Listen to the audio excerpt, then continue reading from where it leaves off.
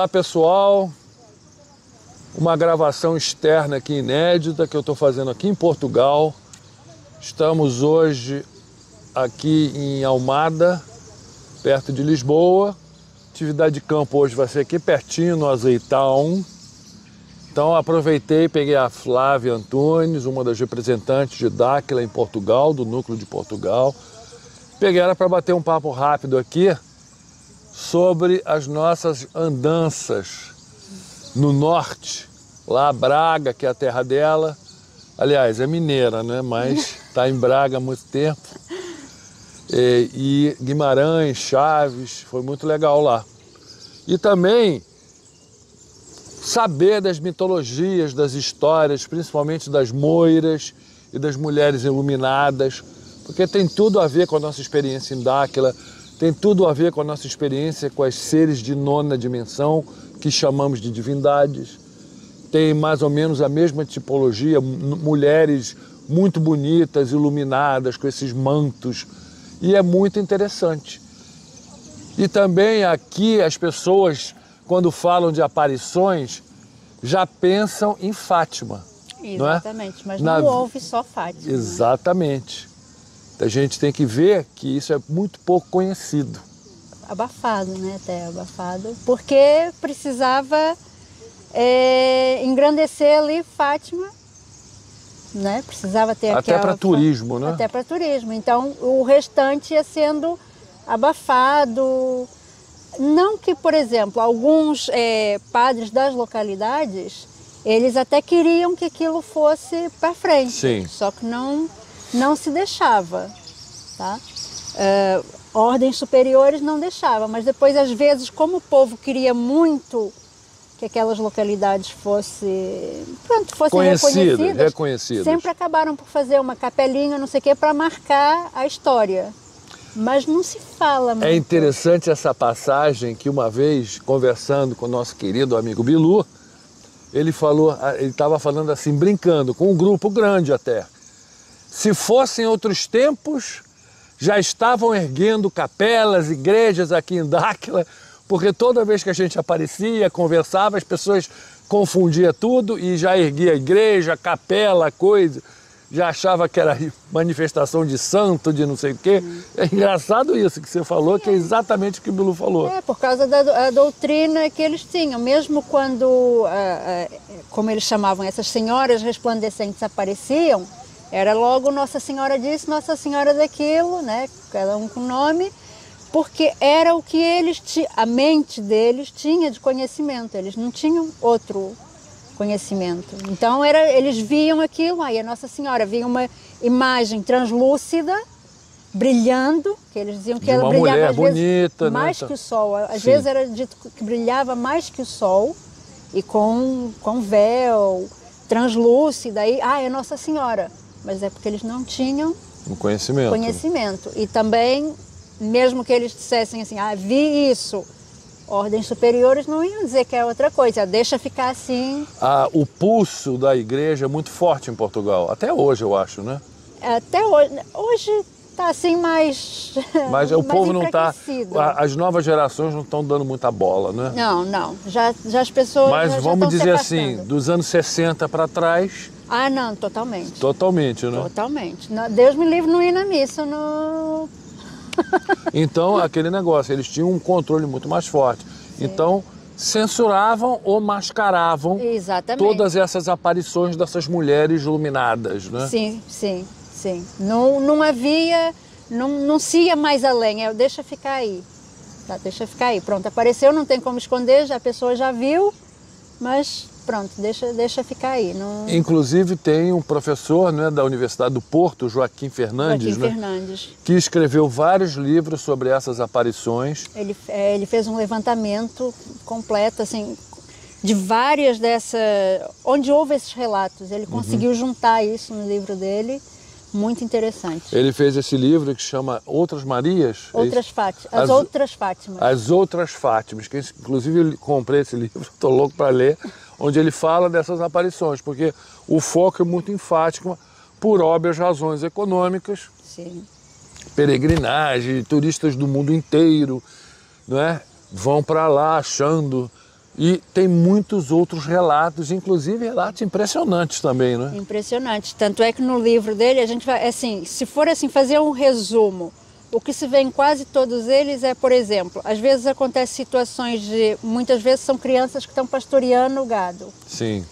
E é, por exemplo, as crianças ouvirem chamar o nome delas, cada um pelo seu nome. Outras vezes são situações em que simplesmente o gado imobiliza, como se o tempo parasse, né? De repente o gado fica ali estacado. Fica parado? Sim, estacado. Ah, é? Sim, você vai encontrar esses relatos. Ou seja, os animais que estão pastando, todos imobilizados. Sim. E não se mexem. Não se mexem. E os pastorinhos, sempre crianças também? Sim, e eles viam, não é? Tanto é que alguns que já tinham vários contactos, quando eles viam que o gado imobilizava, eles já sabiam que ela ia se manifestar. Ah, já era um sinal da manifestação. Sim. Dessas mulheres iluminadas. Sim, sim. Olha que fantástico. Antes delas aparecerem, o gado fica... Eu acho que é como se o tempo parasse mesmo, ficasse assim tudo, né? Pois é, pode ser um rasgo espaço-tempo, né? Pode ser. Aí outras situações é, por exemplo, névoas que aparece uma névoa, uma neblina, aí elas aparecem. Há inclusive o relato que uma delas que apareceu, ela deixou a marca da pegada dela numa pedra. Numa pedra. No momento que ela apareceu, não tinha nem nada. Ela deixou no momento que ela apareceu, a pegada. Olha. Entendeu? Uma outra situação de pegada também que houve foi também com um eremita. Aconteceu a mesma coisa, apareceu a neblina. Ela apareceu toda iluminada, ele dizia, mais iluminada que o sol. E deixou também uma pegada numa pedra em que ela tinha dito que assim, que é para marcar o local. E pedra granito, né? Sim, granito, pedra granito. Que a gente circulou por vários desses lugares, onde a gente viu essas pegadas, não é? No granito, gente. E o granito é uma pedra muito dura, no grau ohms entre 6 e 7. O diamante é 10, ou seja, como que fizeram isso, né? Que tipo de energia permitiu deixar marca não é de... Não, sim, porque os relatos é que simplesmente ela colocou o pé e ficou lá. Exatamente. Né? Não, portanto, é impressionante isso. É uma coisa... E sobre as moiras? Pronto, e depois, antes disso, voltando no tempo lá para trás, existiam os relatos das moiras encantadas. As moiras encantadas, quando você diz... Antes, quanto tempo mais ou menos? 500 anos, 1000 anos? Antes da cristianização. Antes da cristianização, sim, então a época celta? Celta, sim. Dos celtas, druidas, existiam as moiras encantadas. Aliás, aquilo foi passando... Houve uma certa transição, veio do lado de trás, aí chegou uma parte da cristianização em que ainda houve ali uma certa mistura, em que depois foi diminuindo as moiras e aumentando as Fátimas, entendeu? Tá, entendi. A transição, foi uma transição. Ou seja, essas seres, essas mulheres iluminadas vêm se manifestando no território hoje, Portugal, há séculos e séculos. Há muito tempo. E através da história, vamos dizer, as civilizações das épocas as reconheciam com nomes diferentes. Exatamente. Lá atrás eram as moiras encantadas, mais recentemente as Fátimas da vida, e as senhoras. Porque a cristianização e era obrigatório ser Tinha que Maria, ser né? Maria, senão... Tinha que ser Maria, exatamente. Mas nos relatos das moiras encantadas tem algumas outras indicações também muito interessantes, que elas sempre também apareciam junto às pedras, circuitos de água. E elas sempre pediam às pessoas determinadas tarefas. Então passavam compromissos. E se as pessoas conseguissem... O relato é o seguinte, que as pessoas, se conseguissem passar essas tarefas, elas dariam alguns benefícios a essas pessoas. Entendeu? Entendi. Ou por exemplo, levar as pessoas para o... entre aspas, reino dela, conhecer o reino delas, ou outros tipos de benefícios, mas a pessoa tinha que cumprir as tarefas. Se não cumprissem as tarefas, as pessoas não avançavam. Pessoal de Dáquila está vendo esse modus operandi igualzinho, né? Os contatos com as divindades, que são seres de nona dimensão, não é? Muitos desses contatos se manifestando com uma névoa, que é típico da manifestação dessas divindades, é uma névoa, não é? Exatamente. E também repassam compromissos, não é? Repassam compromissos. É muito interessante isso. É muito interessante. Depois, voltando depois às Fátimas, alguns depois outros relatos, mostra, por exemplo, as pessoas, por exemplo, a gente está aqui e você começa a ouvir, não é voz na cabeça, é como se alguém ligasse um rádio e você está ouvindo alguém falando. Pá, pá, pá, pá, pá, pá, pá, pá, pá. E também tem esses relatos nas moiras, entendeu? Você ouvir, porque assim, algumas pessoas viam, outras pessoas ouviam. Mas não viam. Mas não viam, porque também tem esses relatos de sonoplastia, chão tremendo. Mas assim, você não via o chão tremendo, você ouvia. Era uma sonoplastia, igualzinho daquela, quando a gente ouve o mataiado, galhos quebrando. Isso é típico também na manifestação dos seres. E a gente pensa que eles estão quebrando galho, entrando, e não é. É só sonoplastia, pedras rolando, pedras estourando. Zumbido de abelha. Zumbido de abelha. Olha só, o modus operandi é igual, gente. As manifestações são iguais. Aqui em Portugal, nesses anos todos, nesses séculos todos. Porque desde lá de trás, pois é, foi só havendo a transição do nome. Porque entrando na Igreja Católica teve que... Não e a gente tendo essa experiência lá no Brasil. Olha que loucura, eu acho isso fantástico. Vamos fazer a transição agora das Fátimas. Das Fátimas para as divindades de nona dimensão. Não é? De nona dimensão, né? Muito legal Passar isso. Passar agora a verdade, desmistificar. E esses relatos dessas moiras também tinham o quê? Tinham especificamente com crianças mais jovens? Ou os relatos assim giram em que tipo de demografia? Não tem assim... Nada havia com especificado. homens, não, no caso das moiras era com homens, era com mulheres, não tinha assim, eram relatos diferentes das Fátimas. Tanto fazia homens como mulheres, depois se dizia que elas eram muito bonitas, que depois tinham uns cabelos muito bonitos, que elas tinham muito ouro, eram muito ricas, muito ouro. Isso deve ser por causa das localizações de onde elas... Sim, se manifestavam, né? Se manifestavam, não sei, não é? Porque também são relatos, a gente não pode tudo dizer o que é que está certo, o que é que não é. É verdade, a gente tem que mais ou menos filtrar, não é? Fazer uma filtragem das coisas. Mas, porque não tem assim, tem alguns relatos, mas não tem assim tanta coisa. Porque houve também uma certa... mudança no sentido, por exemplo, em outros países daqui da Europa, as moiras deram uma conotação às moiras encantadas negativa. Em que eram más, elas são más, não queira tipo estar... bruxa. Não queira estar com uma moira encantada que elas são más, elas te levam para o lugar onde elas moram e nunca mais te trazem. Tem que assustar, tá vendo? É sempre assim, tem que assustar para afastar a população desses seres, para quê? Para que eles não repassem informações, não esclareçam, não melhorem o entendimento. É aquele negócio. É o medo, gente. As lideranças sempre incutindo medo para não permitir da população não saber de nada. Assim você via aquilo, já sabia que saía correndo. Já saía correndo. Em vez de você querer ter o contato, você saía correndo. Exatamente. Era a intenção. Para tentar manipular o monopólio. Aliás, manipular não, para ter o monopólio das informações. Né? Mas só aqui em Portugal em que elas não têm essa conotação tão negativa. Ou seja, em Portugal já é mais positivo. Já é mais positiva. É o único local em que é mais positiva. Pois outros relatos delas também é que elas falavam cantando. Olha, falavam até cantando. Engraçado. Falavam cantando. Cantando. A fala delas era em canto. Igualzinho em Dáquila. E pronto, é basicamente isso. Sabe? Olha que coisa. E essas manifestações são mais ao norte das moiras? Não, as manifestações têm mais relato no norte, porque no norte das moiras, porque no norte tem mais... ficou mais aquela coisa da cultura celta. Sim.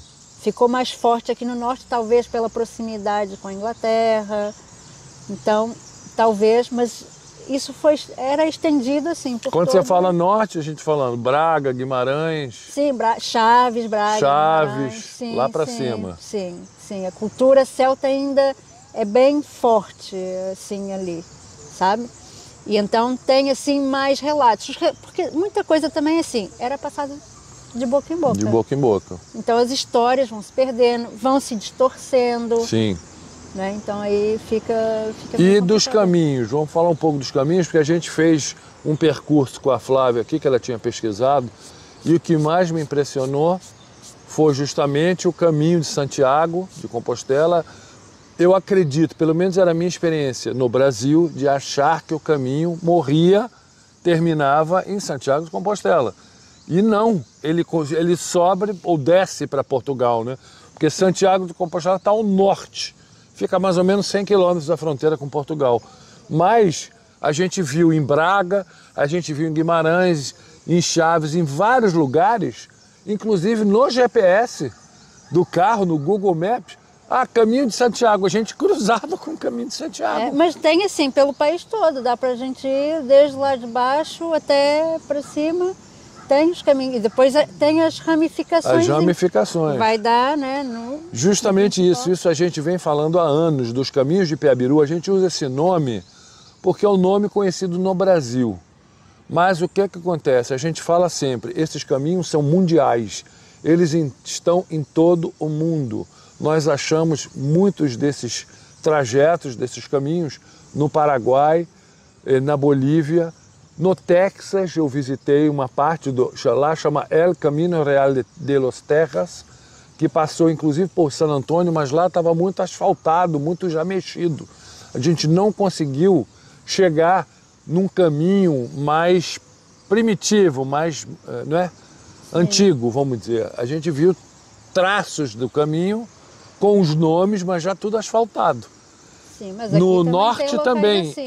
Em Nova York, no estado de Nova York, eu descobri em Putnam County, fica mais ou menos 100 quilômetros de Nova York, para cima do estado de Nova York, ali também, eles chamam das trilhas antigas indígenas, mas é muito mais antigo.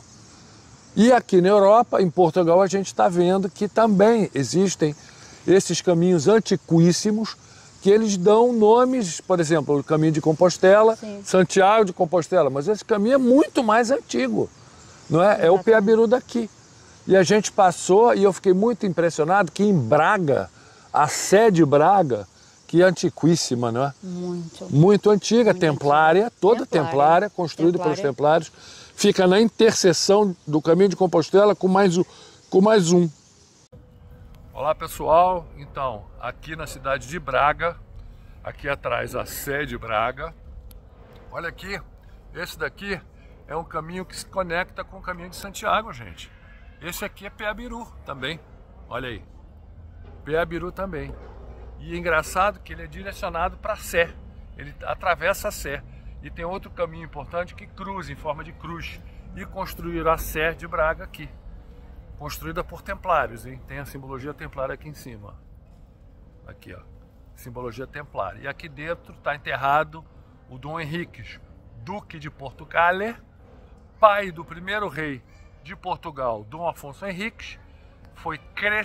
Ele foi, vamos dizer, educado desde criança pela Ordem Templária. Seu pai, um dos fundadores da Ordem Templária, ele era francês da Borgonha, nobre da Borgonha, merovíngia, descendente direto de JC e Madalena, tá?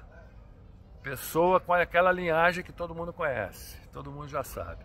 Tá aqui dentro, quis ser enterrado ou enterrado exatamente no cruzamento dos caminhos de Piabiru, né? Olha aí, seguindo a linha magnética. Interessante, né? Buscar conhecimento, galera.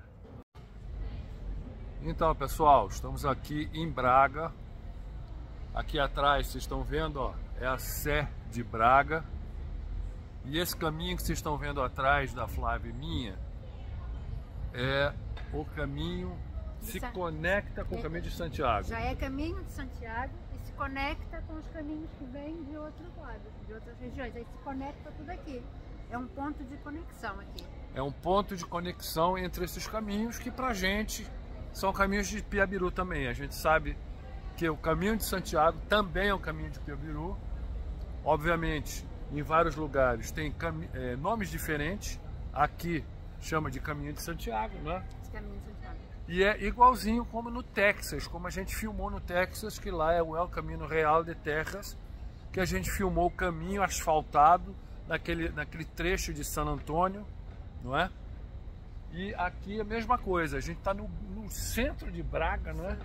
O caminho está no meio, aqui está, obviamente, eles deram uma mexida, não é? Não é o caminho original, mas é a linha energética, porque os caminhos de Piabiru no mundo seguem a malha magnética, não é? E aproveitaram e colocaram aqui a Sé, estranhamente bem no meio, não é? Exatamente. E lá dentro, quem que está lá? O pai do Dom Afonso Henriques. O pai do Dom Afonso Henriques, que era o... Era o Dom Henrique. O Dom Henrique, Duque de Portugal, francês, da linhagem merovíndia, ou seja, descendente direto de JC e Lilith, Madalena e JC, que é o pai do primeiro rei de Portugal, Dom Afonso Henriques, que foi praticamente criado pelos Templários, gente. Exatamente. Não é isso? Exatamente. Ele foi o fundador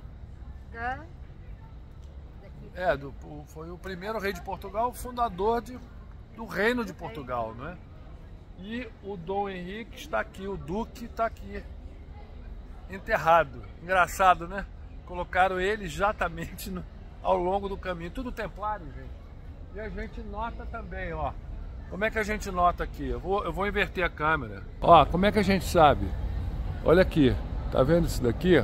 Muita gente acha que não é, mas ó, tá vendo essa piramidezinha aqui?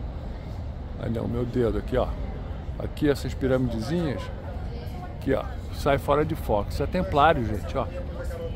Muita gente acha que as torres templárias são em forma piramidal, mas também tem isso daqui. Eles escondem o símbolo, gente. Eles escondem o símbolo. Olha aí. Isso aqui foi tudo feito por eles. Só que estranhamente o geozinho já bota a sua... Olha aqui a concha. Tá vendo a concha? Olha a concha aqui. Sempre é concha. A pessoa tá olhando para a estátua do santo, venerando, parece a Virgem, né? Que Virgem é essa? Ali do lado tem uma inscrição falando da Virgem do Leite e de Isis também. Aí agora... Ah, Virgem do Leite. Virgem do Leite e Isis. E ali do lado tem uma inscrição sobre Isis. Olha só, claro, né? E aqui tem a concha que reverbera. Você tá lá focando a tua frequência em devoção, né? Aí bate lá e retorna na codificação que o Jó quer, dos carneirinhos. Olha só. E a cruz, essa cruz dupla é um artefato para, como é que chama? Emitir ou reverberar não, é uma repetidora de determinadas frequências, essa cruz aqui, ó. E a gente viu muito no Egito essa cruz, tá? Isso aqui é um artefato que era utilizado para, vamos dizer, como se fosse uma torre de transmissão de frequências vibratórias, tá? Antigamente era wireless, as pessoas não sabem, mas era tudo wireless. Olha aí. Super interessante, gente. Aí, ó. Isso aqui é o caminho. Olha o caminho aqui. Olha o caminho. Olha o pessoal peregrino. Galera aqui, a turistada. Aí, olha aí. Como é que é? Bem no centro de Braga, gente. É isso aí. Como a gente falou, também, não é? Essa descoberta dos caminhos, desses caminhos todos, para justamente montar esse quebra-cabeça, né? Que são os caminhos de Piabiru, que são mundiais. Mundiais. Isso aí. E a descoberta deles. Exatamente. A gente está montando quebra-cabeça, né? E aqui em Portugal é cheio. É impressionante, tem para todo lado. Também foi a primeira nação templária, né? Fundados por templários. Tudo era templário, é impressionante. Projetada também por eles. O Fred Silva, um pesquisador independente, escreveu um livro chamado Portugal, Primeira Nação Templária. Vale a pena porque ele já dá uma ideia do que era. De verdade, tá? Muito bom mesmo. Isso aí, galera. Até a próxima. Paralelo aí. Então, pessoal, estamos aqui, ó, no fundo da igreja, tá? Essa aqui é a Nossa Senhora do Leite, mas é a Isis também, tá? E olha aqui o que tem, saindo da igreja, olha aqui, ó. Caminho de Santiago. Cruza. A gente tá nas costas da igreja, olha aí. Bem nas costas. Olha aqui, o caminho. É, botaram ela na direção do caminho, exatamente. Flávia tá aqui, dando uns complementos. Gente, é tudo aqui um jogo. Caminho eletromagnético aqui. Olha aqui. Lá atrás aqui, ó. Atravessa a igreja. Caminhos de Piabiru com outros nomes. Vamos montando quebra-cabeça. E o Dom Henriques, pai do Afonso Henriques, primeiro rei de Portugal, está enterrado lá. E ele era um templário, e ele era francês, não é? Da nobreza da Borgonha, todos de linhagem merovingian, ou seja, descendentes de JC e de Madalena, gente. Eles deixaram uma linhagem, a linhagem merovingia, são descendentes deles. E ele está lá enterrado na Sé de Braga, logo nessa interseção. E também a Flávia levou a gente para um pedaço do caminho que está intacto, gente. É impressionante, né? A gente aqui chama, lá a gente chama Calçada do Anel. Calçada do Anel. Calçada do Anel. É um pedacinho que ainda ficou, como você viu intacto, lá, ainda intacto. Por enquanto, pelo menos. Por enquanto, porque estão construindo bastante em torno, né? Não sabemos até quando. Então, pessoal, exatamente como San Antônio, no Texas, nós encontramos, aliás, a nossa representante aqui, a pesquisadora didáctica, a Flávia, aqui na cidade de Braga. Ela descobriu um pedaço ainda intacto do caminho de Santiago, ou seja, do caminho de Piabiru. Aqui, ó, ele vem de lá, passa por aqui e segue por lá. Bem interessante isso aqui, gente. É um pedacinho que tem ainda na cidade de Braga, onde o caminho está intacto aqui. É o caminho original. Vou virar a Flávia ali mostrando, ó, passa por aqui e segue por aí. Flávia, conta aí um pouco.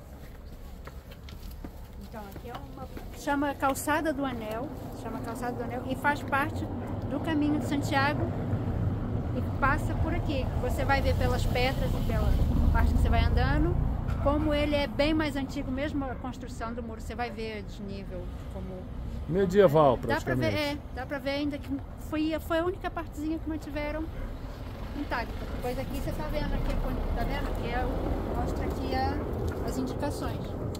Os peregrinos vão seguindo. Aqui chama o caminho de São Bento, né? Como você tinha dito. Não, aqui cruza, que também cruza tudo. O Santiago cruza São Bento e cruza o caminho Ribeiro Minhoso.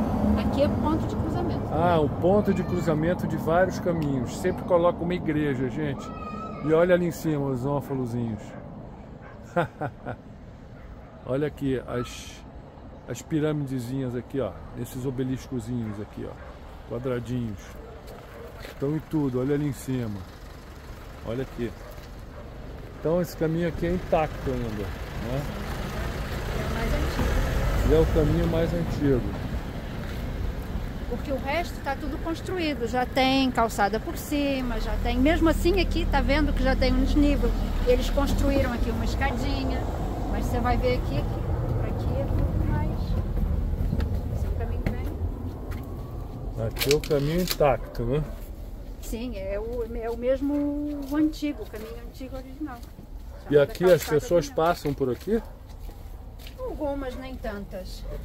Porque é uma coisa assim mais, né, isolada, assim, aí poucas pessoas passam. Olha só então. Infelizmente tem algum lixo no chão. Uhum. Olha aí, gente, caminho. Seria o caminho de Piabiru, como a gente falou. São os caminhos, não é, com outros nomes, gente. Olha aí, a gente caminhando aqui, seguindo por esse caminho aqui. É bem interessante. Boa tarde. Bem intacto. Olha aqui. Olha como é que é. E construído em torno aqui. Estamos na cidade de Braga, mais ou menos na saída. É saída aqui? É saída de Braga?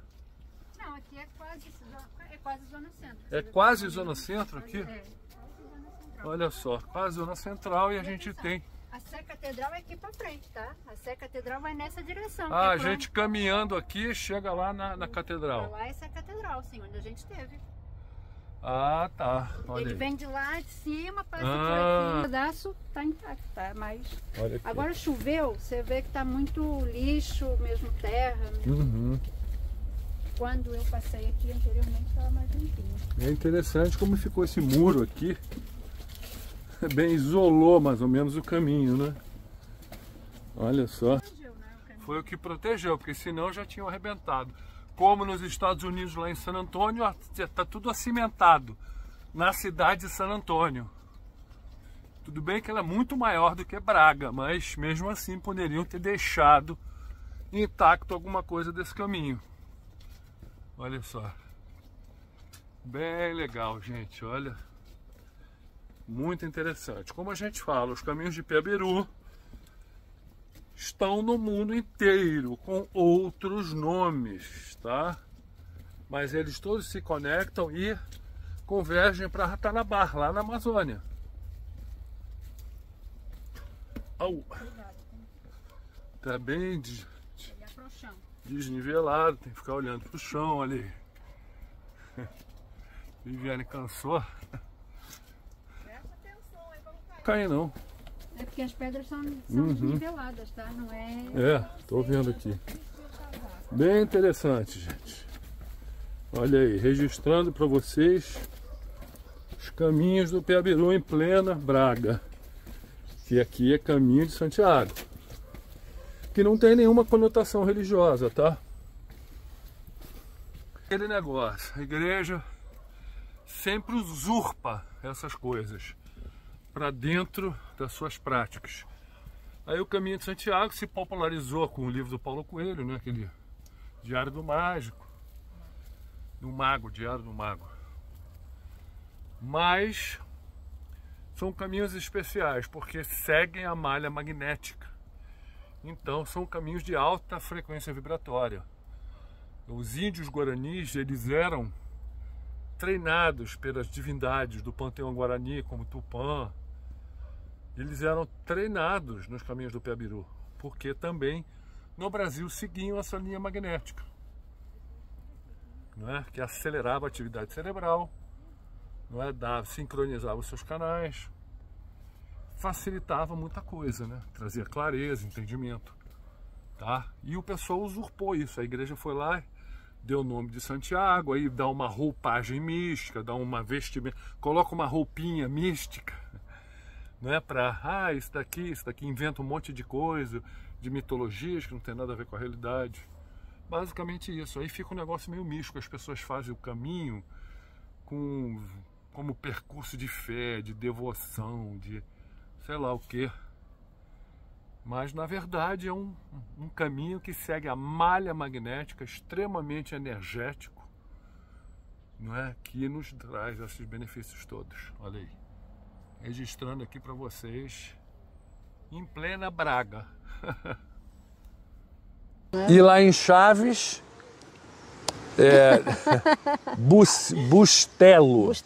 Bustelo. Então, pessoal, estamos aqui em Bustelo, que é a freguesia de Bustelo, do lado de Chaves, aqui no norte de Portugal, alguns quilômetros da fronteira espanhola, buscando essas pegadas na rocha. São tão assim meio que famosas aqui, ó, que tá, ó, as pegadas estão no brasão da cidade, olha aqui, ó. Olha as pegadas aqui. Estão no brasão da cidade aqui, Bustelo. E as pegadinhas aqui, ó, estão no brasão da cidade de Bustelo. Olha só, legal, não é? É impressionante como a riqueza arqueológica aqui, totalmente ignorada. Nessa cidadezinha de Bustelo, onde a gente encontrou essa laje, aliás, a Flávia que encontrou essa,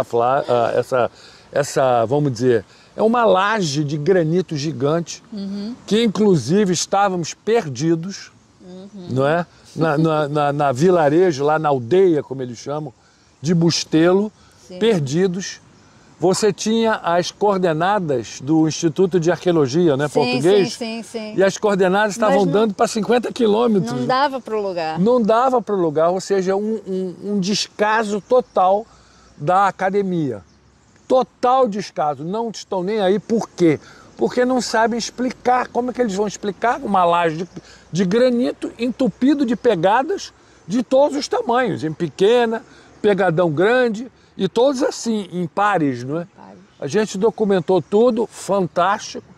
Só chegamos lá porque a Flávia desceu lá no centrinho, são 2 ruas, não tinha ninguém. A gente não via ninguém, Não parecia tinha ninguém, uma Cidade uma aldeia fantasma. fantasma lá.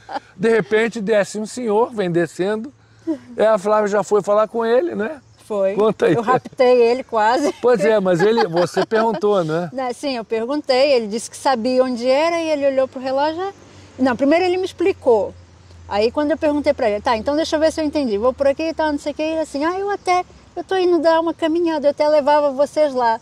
E eu, o senhor vai mesmo? E ele, vou, então venha.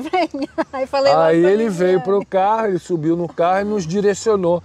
Eu tenho a impressão que se ele não nos houvesse guiado... Não, porque a gente ia chegar naquela árvore caída. Pois é, a gente não ia saber. Encontrar. Porque a gente teve que sair da aldeiazinha, que é desse tamanho, gente. É uma aldeia de 500 habitantes, pelo menos, aí. 200, é muito pequeno. Só que a gente sai numa estrada de terra que estava molhada a terra, estava barrenta, havia chovido, não é? Foi. Antes, a gente subindo. Eu não sabia que o carro que eu tinha alugado tinha tração nas 4, eu senti na hora que ele era tração. Sorte nossa que achamos um local que está guiando a gente. O lugar é lindo, mas para achar, muito difícil. Mas é lindo. Engraçado que na pequena aldeia, como eles chamam, ninguém conhece. Apesar das pegadas estarem no brasão. Só que achamos um local que é até dono desse terreno aqui, que está nos levando. Bem legal. Vamos lá. Olha ele ali na frente com a Flávia e com a Viviane, que salvou.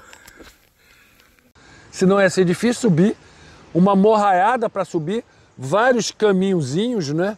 Trilhazinhas de terra mesmo, de terra batida, estilo Dáquila, né?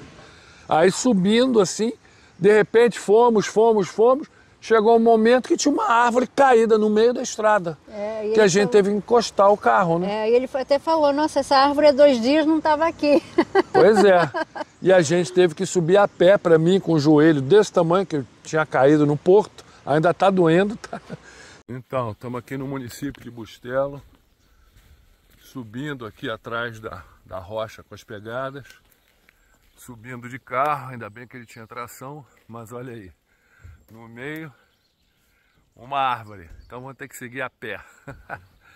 Isso aí, vamos embora. Bora, Viviane. Tive que escalar e elas foram conversando com o senhor, e ele levou até a laje lá. Até a fraga. Até chama fraga. Fraga das passadas. Das passadas. Fraga é pedra, não é? Eu nem sabia isso. Claro. Sabia que fraga era pedra.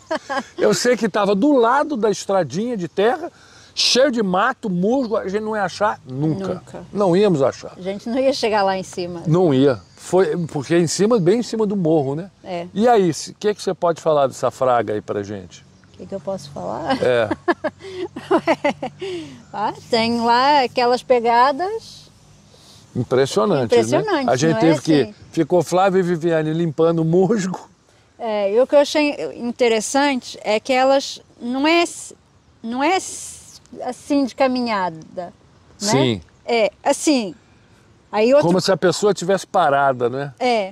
Parada, assim, ficou ali. Aí depois uma outra pegada diferente, também assim, em par.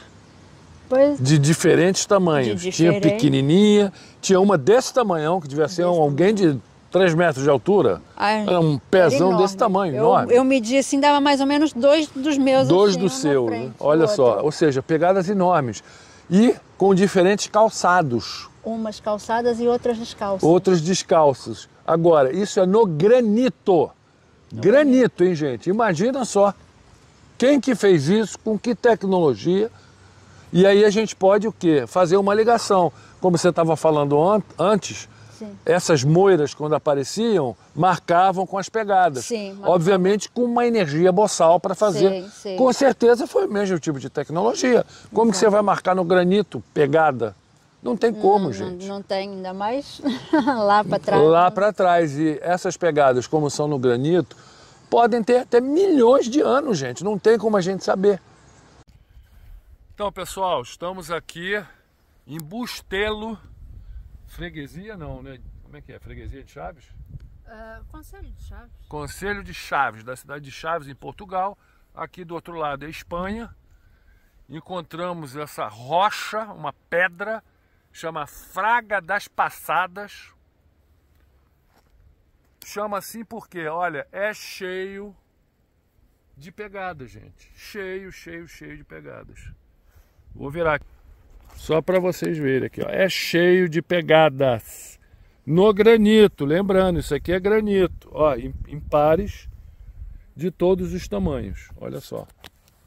Inclusive pegadas parecem ser, como é que chama? De bota, não é? Não sei. Agora, calçado, é um pé calçado, não é? Agora poxa, em cima do granito, como é que foi feito? Escala ohms de dureza entre 6 e 7, o diamante é 10. Como que fizeram isso? Quem que fez isso? Há quanto tempo atrás? Descobrimos isso daqui, olha, como é remoto. A gente teve que subir isso daqui tudinho. A aldeiazinha, como eles chamam, lá embaixo, de Bustelo, perdidos, não tem GPS direito, não tem coordenada, não tem nada. Encontramos um senhor, a Flávia conversou com ele, pediu direito, ele nos levou, nos trouxe até aqui, que inclusive é vizinho da propriedade dele aqui. A gente não ia achar isso nunca. Nunca, não é? nunca chegávamos aqui. Não chegávamos, e aqui é todo cheio de musgo, olha só, meio totalmente abandonado, olha. Essa pedra inteira, gente, é cheia de pegada. É como se fosse um grupo, né? Exatamente, vários. Tanto é que chama Fraga das Passadas. Exato. Por causa disso. Só que assim, ninguém dá bola. E as mitologias? Quais são as histórias aqui, Flávia? A história associada aqui tem pezinhos maiores e pés maiores e pés menores, né? Então a história que eles contam é que as pegadas maiores seria de um judeu errante que perseguia o menino Jesus, que as pegadas mais pequenas seria do menino Jesus. Olha só. Então, era um judeu errante perseguindo o menino Jesus. Essa é a mitologia local, não é? Olha só, sempre distorcendo, dando uma roupagem mística. Aí o pessoal vem, cultua a pegada de fulano, de ciclano. Só que eu tô achando que ninguém cultua nada aqui, porque tá assim totalmente abandonado, olha só. Totalmente abandonado, gente. Um lugar importantíssimo, maravilhoso, lindo, lindo, lindo. E, infelizmente, é o Léo, né? E a gente está aqui fuçando, descobrindo. Todo esse tipo de, vamos dizer, marcações megalíticas, vamos dizer. Tem tudo a ver com Ratanabá isso aqui. O Bilu, nosso caro e querido Gibel, já nos falou inúmeras vezes dessas pegadas. Já encontramos no Cerro Iaguarão, no Paraguai. Encontramos em vários pontos no Brasil, não é? E agora aqui em Portugal. Isso daí, né? Incrível, né? Incrível. Ou seja, é uma relíquia, é um negócio assim, um sítio, um pequeno sítio arqueológico impressionante. Abandonado. Abandonado, sem uma placa, sem nada, ninguém lá. O próprio senhor, ela perguntou, não é? O que ele falou? Não, ele falou, eu sou daqui, eu moro aqui há tantos anos, isso para mim não tem importância nenhuma. Eu acho que foi alguém no passado que pegou e colocou o pé lá e marcou. Olha só, no granito, como é que o cara vai fazer, vai marcar no granito?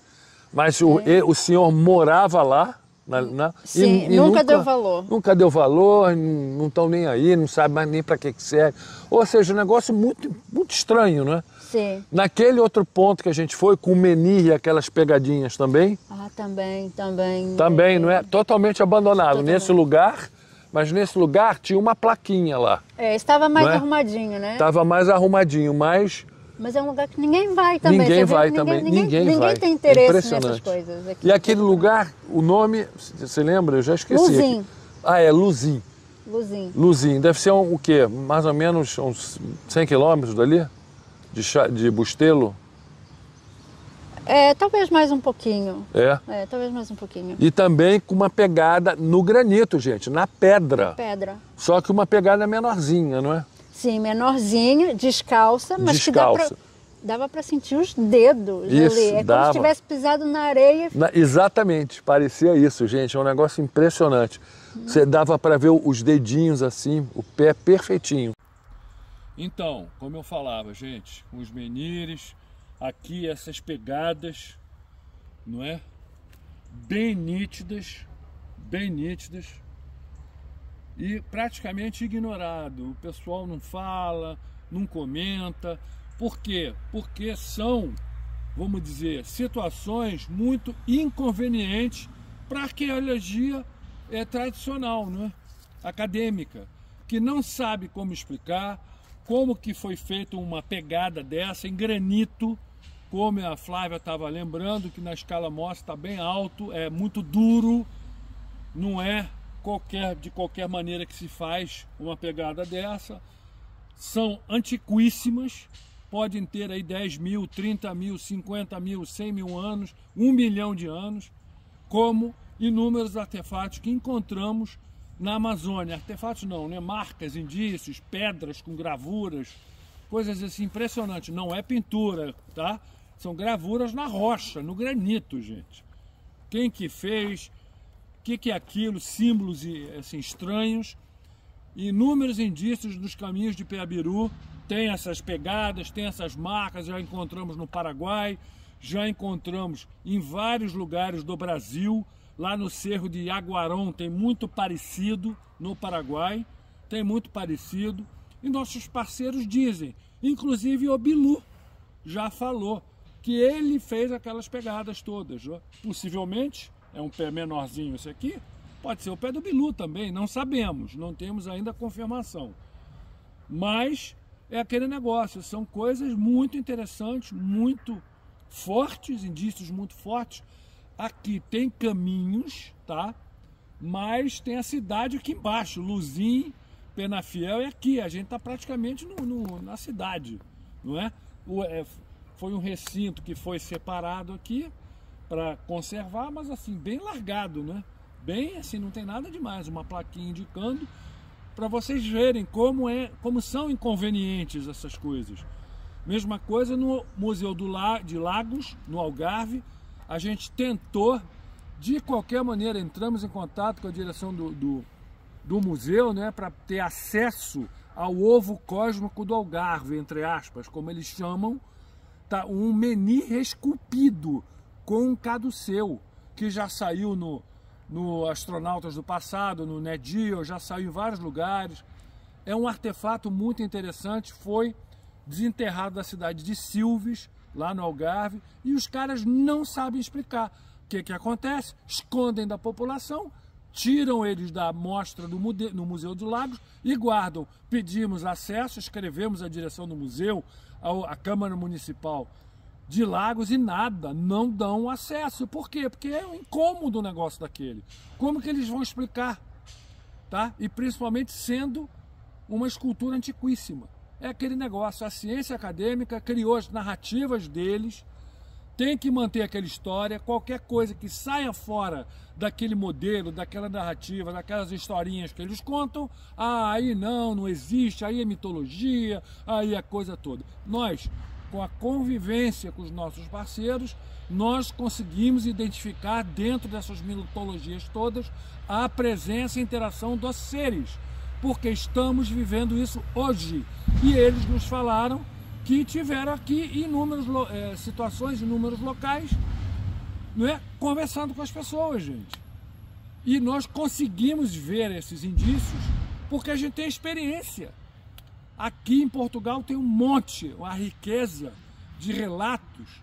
É impressionante. Como eu conversava com a Flávia, praticamente só deixou passar a Virgem de Fátima, que é historinha também, é uma mitologia que eles criaram em cima desse personagem, das aparições marianas, mas o que se trata são o que a gente chama de divindades, as mulheres, as seres de nona dimensão que se apresentam vestidas, não é, com esses mantos, todas iluminadas, falando, cantando, não é, em vários pontos do mundo, gente. Nós sabemos que nós em Dáquila temos conversação. Eu já falei com um monte delas. Eu sei como é que é, não é? Então é a situação. Eles não querem que as pessoas saibam da verdade, então inventam um monte de coisa para mascarar. Por isso que é importante a gente ir no local, fazer o que a gente está fazendo aqui, tá? E é muito interessante registrar tudo isso daí, porque é aquele negócio, a gente está montando um quebra-cabeça. Aqui em Portugal tem vários caminhos com vários nomes. Aí a gente vai, não é, percorrer alguns deles, vamos registrar para mostrar. Faz toda parte da rede dos caminhos de Piabiru, como a gente chama no Brasil. Aqui tem outros nomes. Perfeitinho. E depois teve aquela outra pedra que a gente viu também, aquela que a gente teve que entrar naquele terreno lá. Ah, essa também. Ali foi? Ali foi Penafiel, né? Penafiel. Penafiel. Penafiel. Que a gente chegou, a Flávia tinha descoberto esse lugar. É uma pedra, gente, também cheia de passos, cheia de marcas de pé.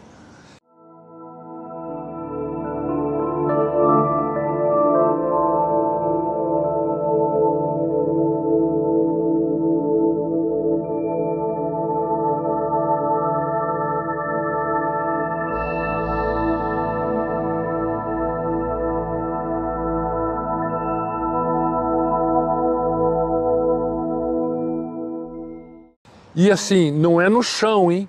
Ela é assim, horizontal, não é? E a pedra é grande. E estava em par também e dentro de uma propriedade. E pedra de granito também, hein? Uma dureza incrível. Dentro de uma, vamos dizer, de uma fazendinha ali, alguém que, acho que era videira, né? Sim, sim. Plantação de uva. A gente entrou quietinho, porque é propriedade particular. Fomos lá documentar. E a gente viu a antiguidade, porque estava muito desgastado. Muito desgastado, difícil de usar, de enxergar. Aliás, a gente teve que tirar fotos, mandamos para a Catarina para ela fazer aquele contraste de luz, de filtros, para melhorar a visualização. Porque é extremamente desgastado. E a gente conseguiu molhar um pouquinho para melhorar a visualização também. Ou seja, e totalmente abandonado, sem nada, gente, na propriedade de alguém, não tem marcação nenhuma. Eu tenho até medo do cara querer tirar aquela pedra dali, tacar fora para aumentar o espaço de plantação dele, né? É um negócio impressionante o descaso. Mas, a meu ver, é justamente isso. É incômodo para a arqueologia acadêmica, para a história acadêmica, porque não tem como explicar. Como que você vai explicar pegadas no granito, antiquíssimas, nesses lugares remotos, ermos, que não tem como chegar. A justificação que eles dão é essa mesmo. E alguém foi lá e marcou, só que... Não é assim, né? Não é assim. A gente sabe que a dureza dessas pedras, hoje, é difícil fazer, imagina, naquela época remota, né? Não tem como. Vão dizer o quê? Que com ferramentas de bronze, sei lá, como assim?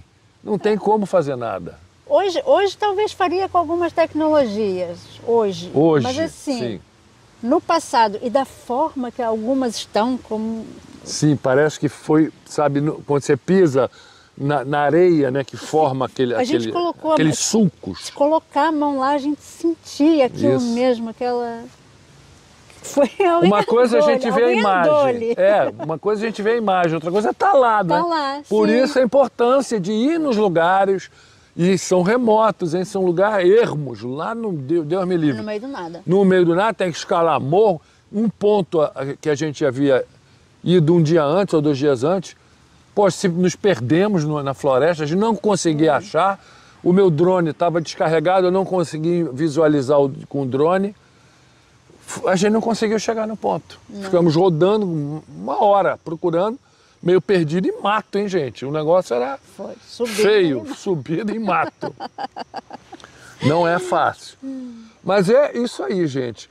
Estamos tentando agora acessar um outro artefato que eles chamam de o olho cósmico do Algarve. Ovo cósmico. Ovo cósmico do Ovo Algarve. cósmico. É um dolmen com um caduceu esculpido, que está no Algarve, no Museu de Lagos.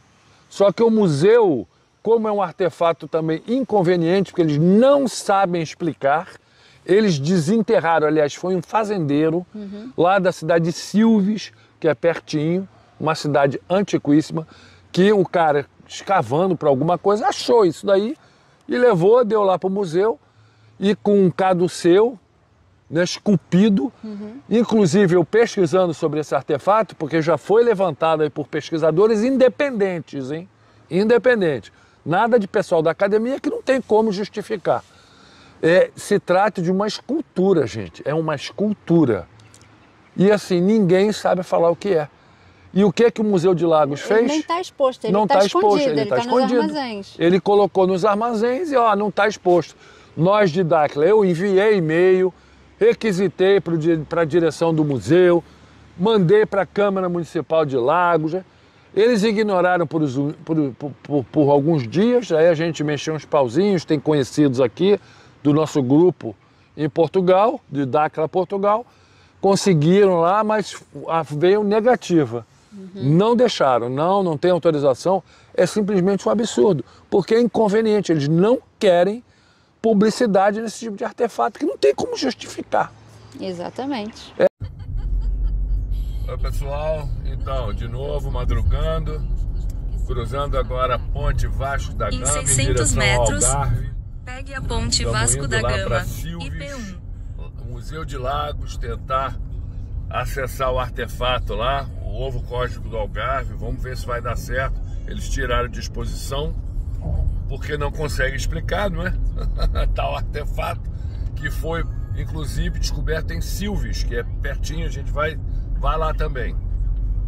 Nascer do sol aí, cruzando a ponte Vasco da Gama, espetacular, gente, muito bonito aí. E maravilha, olha aí. Tem chão, 200 quilômetros, mas é isso aí, pra gente é pertinho, pra gente é jogo rápido. Campo Grande Dourados, que vai de Lisboa para Algarve. Continuando aqui nossas explorações e amanhã retornando às terras de baixo, ao querido Brasil. Essa ponte é bem bonita, gente, olha, bem bonita. Deixando essa imagem aí, continuando, até breve. Então pessoal, estamos aqui no Museu de Lagos. Vamos tentar o acesso. Tem uma galera aqui, a gente pensou que fosse mais vazio, para tentar o acesso, para dar uma documentada no artefato o olho cósmico do Algarve, que é essa pedra megalítica inexplicável, que inclusive o museu retirou da exposição para o público e colocou nos seus depósitos. Justamente por isso, porque não conseguem explicar, é uma vergonha para eles, né? Então eles escondem. Foi documentado pelo National Geographic naquele programa Astronautas do Passado, vários anos atrás, pelo menos uns 15 anos atrás, e está fora de exposição.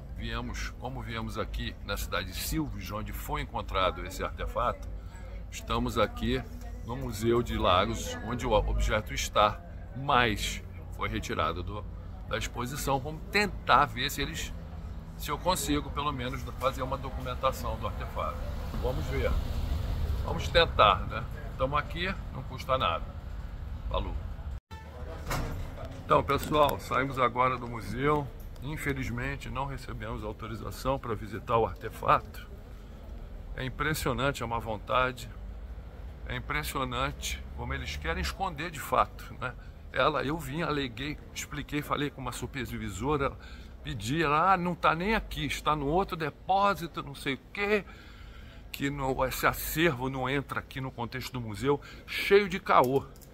Cheio de caô. E a mulher ainda na má vontade começou a falar inglês comigo, no começo achando, sei lá o que, quebrou a cara, falei inglês com ela, Aí a mulher do lado, que me apresentou, essa supervisora, mas ele é brasileiro, fala português.